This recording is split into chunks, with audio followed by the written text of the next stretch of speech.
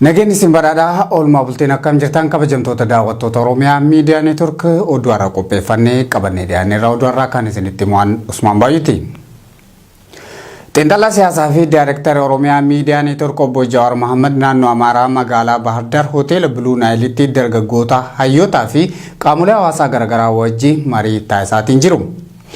Waggoottan darbanitti uummata Oromoo fi Amaaraa addaan qooduuf qaamonni ibiddaa fi cidii qopheessaa turan yaalii isaaniitti milkaa'uu baatanis nuti garuu har'a Itoophiyaa barbaadamtu sanarra geenyeerra jedhan obbo Jawaar Mohaammed. Hatattamaan nuti walitti dhiyaannee jaalalaan akka wajjin hojjennuuf lammiilee aarsaa lubbuu isaanii kafalaniif kabajaa guddoo qaba jedhani jijjiirama amma argame kana itti fufsifnee bakkaan ga'uuf walitti dhiyaannee hojjechuun barbaachisaadha. Kanumaaf anis hawaasa wareegama qaalii kafale kana wajjin marii taasisuuf kan dhufe jedhan obbo Jawaar Mohaammed. Obbo Jawaar itti dabaluun marii kana irratti akka jedhanitti saboonni lameen kunneen walitti dhi'aachuun akka abbaa fi ilmaati. Hayyootaa fi rogeeyyeen uummata walitti dhiyeessuuf jabaatanii hojjechuu kan qaban yeroon isaa amma jedhan obbo Jawaar Mohaammed. Gabaasni kan Amaaraa Maas Miidiyaa Ejensiiti. Weerarri humnoota addaa naannoo Affaariitti Walloo aanaa baatee irratti taasifamaa jiru guyyaa irraallee itti fufuun jiraattota irraa namoonni hedduun madaanii akka jiran himameera. Hanga gabaasa kana qindeessinetti namoonni 3 rasaasaan madaanii mana yaalatti wal'aansi isaaniif godhamaa jiraachuu jiraataan aanaa baatee tokko Oromiyaa Miidiyaa Neetworkitti himeera. Dabalata qabna. Weerarri humnoota addaa naannoo Affaariitti Walloo aanaa baatee irratti taasifamaa jiru guyyaa irraallee itti fufuun jiraattota irraa namoonni hedduun madaanii akka jiran himameera. Hanga gabaasa kana qindeessinetti namoonni 3 rasaasaan madaanii mana yaalatti wal'aansi isaaniif godhamaa jiraachuu jiraataan aanaa baatee tokko Oromiyaa Miidiyaa Neetworkitti himeera. Akka jiraattonni jedhanitti weerartoonni kunneen gandoota aanichaa 3 ganda Dhakaachoo, Caacaatuu fi ganda Aadee jedhaman dhuunfachuun hanga sa'aatii gabaasa kana qindeessinetti dhukaasni itti fufee jiraachuu nuuf ibsan jiraattonni aanaa baatee. Weerara guyyaa irraa humnoota addaa naannoo Affaariitiin jiraattota irratti raawwatameen hawaasa irraa rasaasaan madaa'uun gargaarsi yaalaa isaaniif godhamaa kan jiran Alii Daawud, Mahammad Alii fi Hidee Abduu kanneen jedhamanidha. Maqaan namoota miidhamanii kan ammaaf nu dhaqqabe. Weerartoonni meeshaa gurguddaa fi ambulaansiin dabaalamanii hawaasatti duulaa jiran kan jedhu jiraataan naannichaa nuti madoo kennallee yaalachuudhaaf sireedhaan baadhannee karaa dheeraa miilaan imallee mana yaalaa geeffachaa jirra jechuun dubbateera. Haalli amma weerarri kun ittiin gaggeeffamaa jiru humnoota addaa naannoo Affaarii qofa osoo hin taane humni biroo kan dabalataa duubaan jiraachuu mala shakkii jedhus qabna jedha jiraataa Walloo kuni. Walloo aanaa baatee ganda Caacaatuu, ganda Dhakaachoo bakka Dirree jedhamutti akkasumas bakka Aadee jedhamu kallattii hundaan lafni hidhamee waraana guddaatu deemaa jira. Waraanni kun waraana duraarraa adda. Namoonni nu waraanaa jiran ambulaansiin isaanii wajjin jira. Meeshaalee gurguddaa namatti dhukaasanii humna ummataa osoo hin taane humna liyyuu haayilii naannoo Affaar qofaa osoo hin taane humna biraa of keessaa qaba jennee shakkina. Nuti nama nu gargaaruu hin qabnu. Nama nu jalaa dhayame baannee sa'aatii tokko sa'a 2 deemnaa dhiigni dhangala'ee miidhama waan akkasiirra jirraa jechuu kooti. Guyyaa kaleessas dhukaasa weerartoota kanneeniin aanaa baatee ganda Dhakaachoo bakka Dirree jedhamutti gaggeeffameen Oromoo irraa dargaggoon tokko akka wareegame gabaasuun kennaa ni yaadatama. Humnoonni addaa naannoo Sumaalee guyyaa kaleessaa hagayya 9 barkum 2018 Harargee ba'aa aanaa Mayyuu Mulluqqeetti weerara bananiin uummata irraa namoonni 2 wareegamuun 3 ammoo rasaasaan akka madaa'an gabaafameera. Hidhattoonni kunneen iddoo Raqaay jedhamu qubachuun sochii hawaasaa danqaa jiraachuullee jiraattonni ibsaniiru. Faayiza Eliyaas. Humnoonni poolisoota addaa naannoo Sumaalee kanneen jeneraalota wayyaanee duraan qindeeffamanii fi hidhannoo guutuun socho'an weerara uummata Oromoo baha Oromiyaa aanaa Mayyuu Mulluqqee irratti gaggeessaa jiran ammas hin dhaabne. Humnoonni kunneen guyyaa kaleessaa ganama naannoo sa'aatii 3 magaalaa Roggee irratti lola banuun jiraattota naannichaa 2 lubbuu galaafatanii tokko ammoo madeessaniiti jiran. Namni biraa 2 sababuma weerara kanaan madaa'anii hospitaala Gaara Mul'ataatti yaalamaa akka jiran gabaasni garasiin dhaqqabe ni mirkaneessa. Haalli nageenyaa aanichaa hedduu sodaachisaa akka dhufes jiraataan dubbifne kun ibseeti jira. Alam sodaachisaadha. Nageenya baay'ee sodaachisaadha. Naannoo karaa jiran magaalaa marsanii jiran. Isaan amma karaa magaalaa Mayyuu irraa Robbeetti karaa deemuun dhufanii jiran. Magaalaa Robbee sanis naannessanii nama fincaanii gabbee ammallee rasaasatti dhahaa jiru. Namni keenya hin barbaanne isaanumaan dhufee keenya jedhe. Namni madaa'e sun hospitaala gale moo akkam?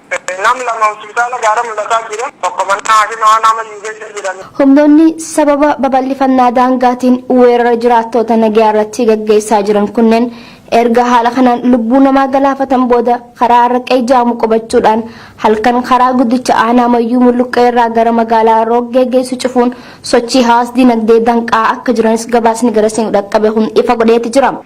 Marfamtee jirti akkasitti haalli rakkoodhaa jabaadhaa jiru jechuudha amma aanaa Mayyuu keessa. Araddaa kamirratti takkaa ganda kamirratti qalolli kun gaggeeffame? Araddaa Mojiwaldaa magaalaa Roggee kanneen madaawan nama sadi tokko lubbuun baatee jirti galgalammaa intala dubiraa amata torbaa takkaan lubbuun baatee nama sadi madaawan.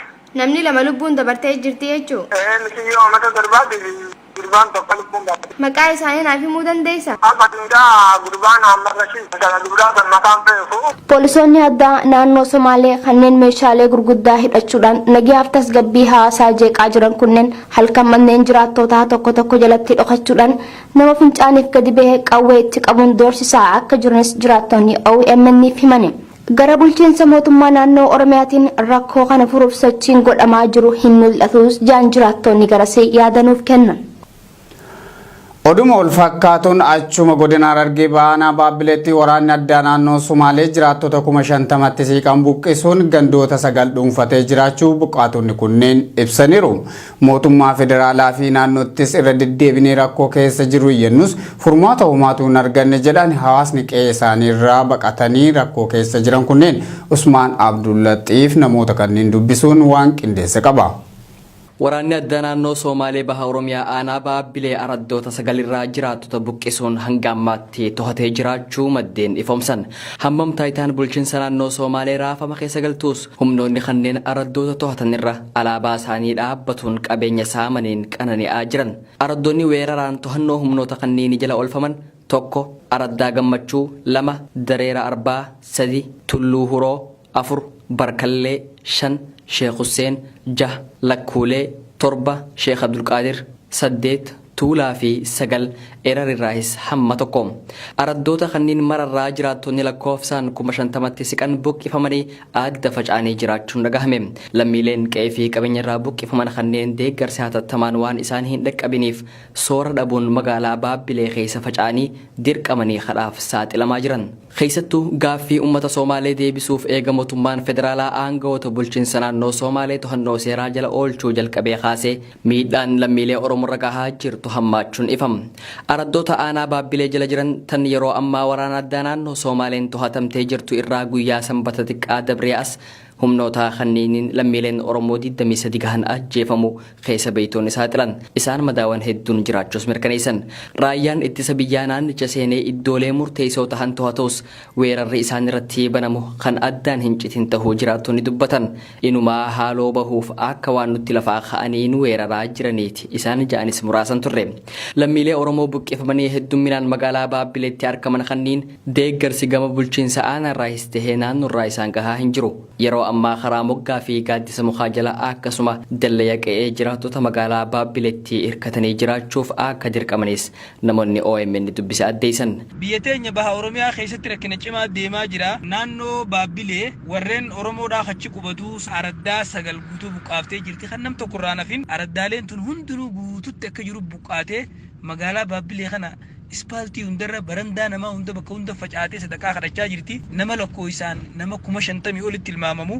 Namni waggaa baqatu ni beeytanii umaan fudhatu seelenan fudhatu aanafatan fudhatu manni buqqee nama wajjin hin deemu. Lubbuudhaan Oromoo kun dheeysanii baafatanii magaalaa Baabbilee galanii yeroo siyaasaa lamaan amma deemu jirtan keessatti arbi lama waggaa ol lolee haydutti miidhamu sanbalee xajaanii miskiinaa jidduu miidhamu jira. Namoota 23 amma kadu'e guyyaa sabtii jechuudha. Nam 23 nama 23 kanarraa haqalamee jira. Karasaasaan ajjeefamee jira.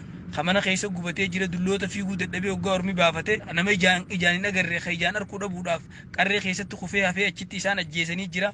Inumaa reefka nama gariifaa nama furfaa waraabessaan nyaatee jira. Waan akkaan nama rifachiisu waan dubbachuun taane waayoo dubbatan siyaasaa amma deemtu tanallee nurraa balleessi jennee yaannu mootummaan ummata kana qoonqoo nyaachisutti hin jiru obaasutti hin jiru maal tahanii hojii hubatutti hin jiru ummanni kun rakkoo cimaa keessa jiranii rakkoo tana ilaa hanga ammaa namni dhaabbachuu jiruun Oromoo warra Baabbilee ka kiristaanaa ka muslimaa kanaatu guyyaa jahan kana guutuu obaasu jira nyaachisu jira sabtii irraa kaasanii hanga ammaatti kaan mana galchanii kaan barandaa galchanii kaan itti roobu jira kaan qabbantii dhukkee irraa kaasu jirti. Hamilee cabuu fi abdii kutannaatti cahaa waan jirruuf uummanni Oromoo nu cinaa dhaabbatee haala irra jiru nu waliin qooddatuu qabaas jedhan lammiileen buqqifaman. Lammiileen Oromoo saba walitti bu'insa godina Gujii lixaa keessatti uumameen qe'ee fi qabeenya isaanii irraa buqqaa'uun rakkoo hamtuu keessa jirra jedhan lammiileen kunneen erga ji'a eeblaati as achuma godina Gujii lixaa bakka Garbaa jedhamutti hawaasatti hirkatanii qubachuun jiraachaa akka jiran eeruun gargaarsi gama mootummaatiin isaaniif godhame tokkollee akka hin jirre komii qaban dubbachaatiin jiru. Badri Yusuf. Godina Gujii lixaa keessatti sababa walitti bu'iinsa Oromoof saba Geediyoo jidduutti dhalateen lammiileen Oromoo qe'ee fi qabeenya isaanirraa buqqifaman rakkoo cimtuu keessatti akka argaman maddeen gabaasan. Godina Gujii lixaa aanaa qarcaa gandeen garagararraa lammiileen Oromoo buqqifaman magaalaa Garbaa keessatti faffaca'anii rakkoo keessatti argamu. Lammiileen Oromoo baay'inaan gara 5,000 ol tahan kanneen erga ji'a eeblaa dabre bara 2018 kaasee qe'ee isaanirraa buqqifamanii dagatamuun aanaa Garbaa keessatti gandeen irra faffaca'anii namootatti hirkatanii jiraataa jiru akka maddeen keenya ibsanitti abbootiin warraa hedduunis magaaluma keessatti waaroo yookaan dahoo hidhanii fi ummataan gargaaramaa jiru. Garuu gara qaamota mootummaa fi miti mootummaarraa gargaarsi godhamaa fi akka hin jirre maddeen kan gabaasan. Jiraatan naannichaa dubbifne tokko dhimma kana ilaalchisuun yaada Oromiyaa Miidiyaa Neetwoorkiif kenne keessatti akkana jedha. Aanaa qarcaa gandoota garaagaraarraa buqqaanii ammaa kana darbatti argamanii achitti maan uummataatiif deeggarsi godhamaa fi kan jirudha.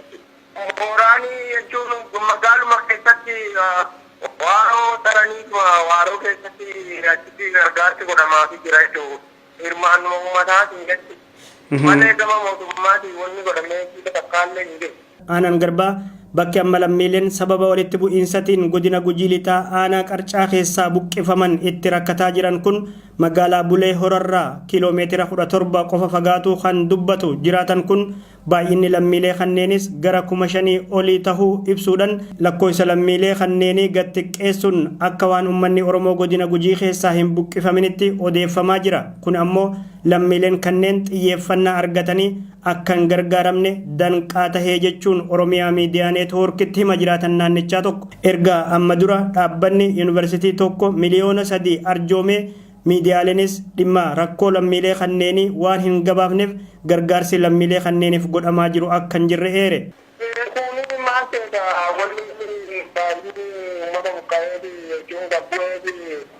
Walumatti dheedaa walumatti baqataa waluma manuma uummataa walitti baqatee kanaaf baay'inni xiqqaata garuu inni kun immoo gatti keessumfamees malee nama hedduudhaananii balaa waraanaa saniin buqqa'e uummanni xiqqaatees uummati kun gara xiqqatee mara gudii mana uummata gudii hedduutti waan baqatanii jiranuuf baay'inni xiqqaatota ammaa kana achi keessatti argamanuu akkas malee namni buqqa'e namaaf jedhaa qabeenyi barbaadaa hedduudha. Wamaa gama mootummaatiin waan godhame hin agarre uummatuma keessatti gargaaruu jira boonsaariiti dhaabbata yuunivarsiitiitti yeroo tokko seenaa 3 kenne kaachirraa hafe mootummaan immoo beekamtii akkasumara miidiyaalee hin gabaasu mootummaa hawaa kan quba hin qabne ta'uu dubbata akka waan hojiin uummati biyyiin buqqa'initti gabaafamaa jira. Qaamonni naannolee lameenii amma dura dhufanis ummatuma Geediyoo qofa gara godinatti deebifamanii akka qubsiifaman ajajanii deemurraa kan hafe lammiilee kanneeniif xiyyeeffannaa kennan hin qabanii jechuun qeeqee jira. Miidhaan mootummaan lammaalleen karaa fudhatalleen ummatuma Geediyoo kana warra buqqa'e saba Geediyoo kana warra buqqa'e akka deebisanii qubsiisanii dirqama qubsiisa godinaatti kennee gara galee malee xiyyeeffannaa takkaayyuu hin kennamneef uummata buqqa'e. Lammiileen kanneen aanaa qarcaa fi Garbaa keessa qubatanii kan jiran wayita ta'u wayita ammaa kana gargaarsa mootummaa hatattamaa akka isaan feesisu namoonni yaada laatan ibsan. Gama uummata Geediyootiin sababuma walitti bu'iinsaa kanaan rakkoon dhalate maal fakkaata jedhee kan hin gaafadhe namni kun haalli isaan keessa jiran baay'ee gaddisiisaadha. Dhukkuboota daddabraa fi waan hedduun miidhamaa jiru. Mooraa tokko keessa hanga maatii 15 fa'aatu gala. Kun ammoo rakkoo gara fayyaatiin dhufu itti hammeessee jira. Haalli isaanii baay'ee gaddisiisaadha. Dhukkuba daddarbaa fi waan hedduun miidhamaa jiran nama uummata hedduu walitti Wanni gale abbaa warraa ijoollee dhaan kudhashan akkiyaa nama hagan maatii kan dhaaba baay'ee nan mooraa tokko jiraataa jira. Haalli nyaata bishaan dhugatee haalli mijataa keessa kan jirre haala ammaa keessa akka jiranuuf kan kuba. Lammiileen gara lameen irraa buqqifaman kanneen gara tajaajila fayyaatiinis rakkoo wal fakkaataa keessa jiru kan jiraatan naannichaa kun kana cinattis nyaata fi dhugaatii gahaa waan hin qabneef hubaatii hamaa keessatti kufanii jiru jedhee jira. Gama biraatiin dhaabbanni fannoo diimaa idil addunyaa dhimmi lammiilee kanneenii xiyyeeffannoo hawaasa addunyaa biraa dhabee jechuun yaada komii dhiheessee jira. Kaawunsiliin baqataan Noorweeyis rakkooleen lammiilee godina Gujii Lixaaf Geedi'oo keessaa sababa walitti bu'iinsatiin buqqaan kanneen xiyyeeffannoo malu dhabee jedhee jira. Bifuma wal fakkaatuun sababa weerara poolisoota addaa naannoo Somaaleetiin godina Booranaa aanaalee garaagaraa keessaa lammiileen Oromoo buqqifaman rakkoo wal fakkaataa keessa akka jiran odeessi wal qabatee nu dhaqqabee ni mirkaneessa. Naannoo Somaaleetti jeequmsa tibbana uumameen hanqinni nyaataa mudatee jiraattota miidhaa jiraachuun himame. Namoonni miidhaa sababa nyaataatiin isaanirra dhaqqabaa jirtu jalaa baqachuuf socho'aa turan poolisoota humna addaa naannichaatiin ittifamaa jiraachuu namoonni garasii dubbifnee Oromiyaa miidiyaa neetworkiitti himaniiru. Abdusalaam Hasan dhimma kanarratti waan qindeesse qaba. Rakkoon nageenyaa tibbana naannoo Somaaleetti uumamee wal qabateen rakkoon dhiyeessii nyaataa jiraattota miidhaa jiru ammas dhimma fala dhabe ta'ee itti fufuun himame. Magaalotni akka Jijjigaa, Dhagahaabur, Qabri Daarii fi Ileen magaalota hanqinni nyaataa jiraattota miidhaa jiru keessaa isaan ijoodha. Rakkoo nageenyaa uumame furuuf qaamoleen nageenyaa federaalaa naannicha seenuun haga tokko rakkoo uumamaa ture dhaabsuun danda'amus tajaajila hawaasummaa dhaabbate yaaddoo cimaa uumeera jedhan jiraattotni. Hanqinni nyaataa fi dhugaatii jiraattota rakkoo guddaadhaaf saaxileera.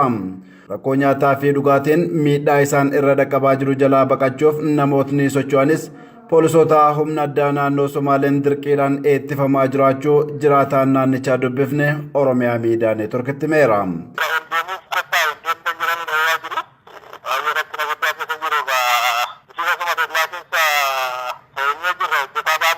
Magaalota tokko tokkotti hojjettootni dhaabbilee federaalaa sodaa nageenyaaf waajjira isaanii keessa qubatanii jiraachuunis beekameera.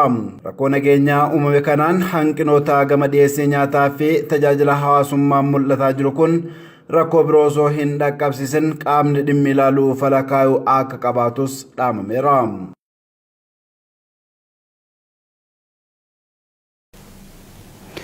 Kantiibaa magaalaa Finfinnee Injiinar Taakkalaa Uumaa Bantii miseensota kaabinee isaanii haaraa mana maree magaalaa Finfinneetti dhiyeessuudhaan raggaasifatan. Haaluma kanaan hooggansi haaraa muudaman Aadde Abbabeesh Nagaash Afayaayii mana marichaa, Dr. Taabor Gabramadiin hoogganaa biiroo barnootaa, Obbo Nigaatu Daanyaachoo hoogganaa biiroo himaataa, Aadde Almaaz Abraa hooggantuu biiroo dubartootaa fi daa'immanii, Aadde Firaayot Tafarraa hooggantuu biiroo haqaa, Obbo Jamaalu Jambar hoogganaa biiroo dargaggoo fi ispoortii, Obbo Shiisammaa Gabrasillaasee hoogganaa biiroo galiiwwanii, Dr. Firaayot Gabraheewot hoogganaa biiroo paablik sarviisii, Obbo Asaffaa Yohaannis hoogganaa biiroo Baalaataa'oo, Injiinar Ermiyaas hoogganaa biiroo indaastirii, Obbo Abdulfattaa Yusuf hoogganaa biiroo daldalaa, Obbo Foyennoo Foolaa hoogganaa biiroo faayinaansii, Injiinar Yoonaas Ayyaalaw hoogganaa biiroo koonistirakshinii, Injiinar Shimallis Isheetuu hoogganaa biiroo manaajimentii lafaa, Obbo Darajjee Fiqaaduu koomishinara koomishinii pilaanii, Obbo Zawuduu Qaxxalaa hoogganaa biiroo dhimma hojjetaa fi hawaasummaa, Dr. Yohaannis Caalaa hoogganaa biiroo eegumsa fayyaa, Injiinar Sannaayit Daamxoo hooggantuu bulchiinsa manneenii, Gargaara Profeesaraa Nabiyyuu Baay'ee hoogganaa biiroo aadaa fi turizimii magaalattii ta'uun muudamanii kakuu raawwataniiru. Egaa kabajamtoota daawwattoota Oromiyaa miidiyaa neetwork oduu har'aa qopheeffannee isin dhageessisaa ture kan hangammaa daawwattanidha. Oduu dubbisuun isin wajjin kan ture aan Usmaan Baay'uuti. Ogeessi kaameraa fi qindeessaan suur-sagalee Abdii Jamaalillee nafaana ture. Markaa qophiileen Oromiyaa miidiyaa neetwork afaan itti fufu horaa bulaa.